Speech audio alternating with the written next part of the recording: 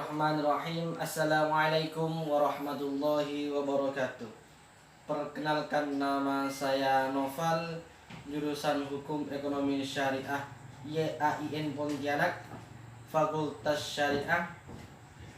Alhamdulillahilladzi an'amana bi ni'matil imani wal islam, wa nusalli wa nusallimu ala khairil anam Sayyidina Muhammadin wa ala alihi wa sahbihi ajma'in, amma ba'du.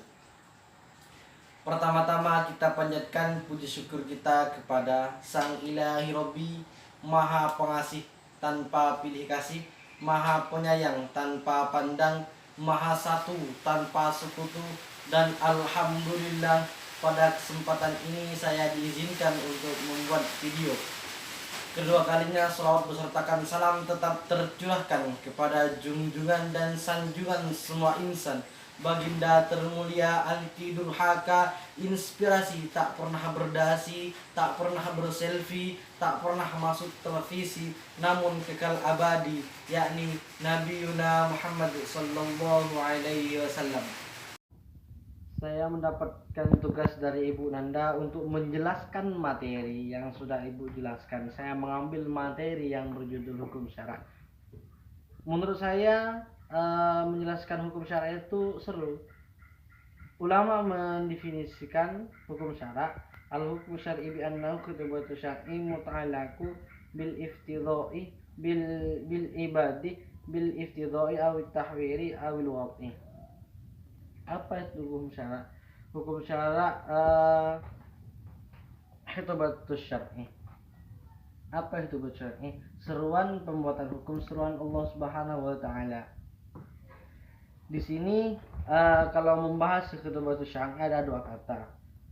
Khutbatus syar'i dan khutbatullah. Kenapa para ulama mengambil khutbatus syar'i? Kemungkinan besar karena khutbatus syar'i ini lebih mengumum daripada khutbatullah. Kalau khutbatullah ini mengkhusus kepada Al-Qur'an. Kalau khutbatus syar'i tidak mengkhusus kepada Al-Qur'an, tapi di sana ada 4 bagian. Yang pertama Al-Qur'an, Al-Sunnah, Ijma' dan Qiyas. Kalau kita membahas hukum syar'i ini tidak boleh lepas dari 4 ini, karena 4 ini adalah sumber dari hukum syara. Sekarang ini banyak orang yang bertanya, apa itu hukum primer Islam? Hukum primer Islam ini yang saya ketahui kemarin membaca buku, hukum primer Islam itu ada 4. Yang pertama Al-Quran, Sunnah, Ijma' dan Qiyas. Itu ada 4. Itulah hukum primer dalam Islam. Di sini ada muta'alaku bil af'ali bil ibadi, terkait dengan hukum perbuatan manusia. Tentunya ini kalau kita membahas tentang hukum syara ini, kebanyakan membahas tentang mukallaf. Apa itu mukallaf? Mukallaf itu adalah kalau laki-laki sudah bermimpi basah, kalau perempuan udah menstruasi. Hukum syara ini dibagi menjadi 4. 1 al-hakim, yang 2 al-hukmu, yang ketiga al-mahkum fi, yang keempat al-mahkum alaih. Saya akan menjelaskan satu persatu. Apa itu al-hakim? Al-hakim adalah yang menciptakan hukum. Siapa yang menciptakan hukum? Yang menciptakan hukum adalah Allah Subhanahu wa taala. Kedua adalah al-hukmu. Al-hukmu adalah tuntutan syara atau seruan Allah Subhanahu wa taala yang berkaitan dengan orang mukallaf, baik sifatnya mengandung perintah atau larangan. Al-hukmu ini dibagi menjadi 2. Yang pertama hukum taklifi, yang kedua hukum wad'i. Saya akan menjelaskan satu persatu. Yang pertama hukum taklifi. Hukum taklifi ini adalah apa? Hukum taklifi adalah anjuran untuk melakukan suatu perbuatan atau meninggalkan suatu perbuatan dengan status hukumnya. Ini hukum taklifi ini ada 5. Yang pertama wajib, haram, makruh, sunnah, dan mubah. Saya akan menjelaskan dari 5 bagian hukum taklifi. Yang pertama wajib. Apa itu wajib? Kalau dikerjakan mendapatkan pahala besar, apabila ditinggalkan mendapatkan dosa yang besar juga. Contohnya sholat. Kita sebagai umat Islam, atau di sini hukum syara menjelaskan atau berbicara tentang orang mukallaf. Jadi orang mukallaf diwajibkan untuk sholat. Apabila orang mukallaf meninggalkan sholat itu mendapatkan dosa yang besar.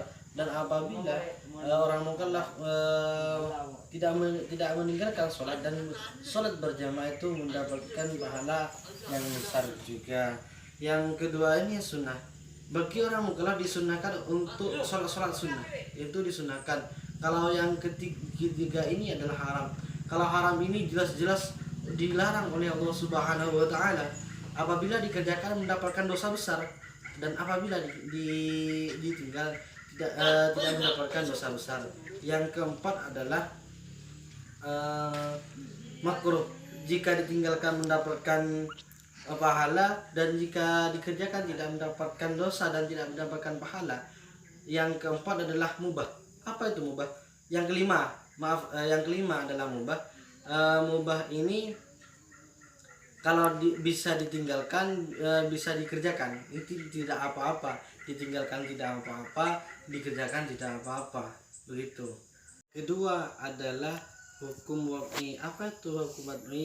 Adalah keadaan yang menyebabkan ada atau tidak adanya hukum taklifi. Yang ini dibagi menjadi 5 juga. Yang pertama sebab, yang kedua syarat, yang ketiga mani, yang keempat adimah, dan rukhsah, yang kelima sah dan batal.